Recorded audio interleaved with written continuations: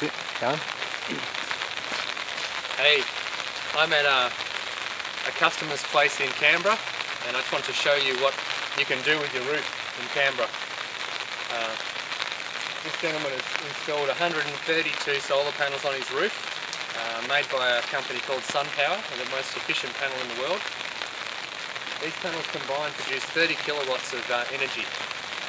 That's equivalent to about, let me see, each kilowatt is about 20 downlights, so 30 kilowatts is 600 downlights worth of power can be produced from these panels alone.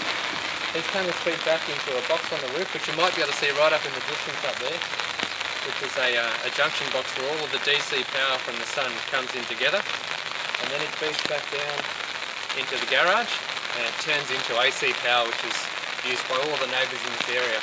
In fact, this house here can produce enough power on a sunny day to power around 10 houses in the area.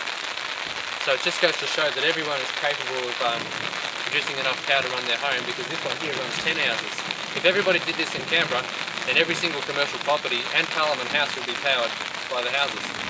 So it's more power than people. So let me take you into the garage and I'll show you what actually happens once the DC power from the sun travels down to the garage and how it gets back into the switchboard.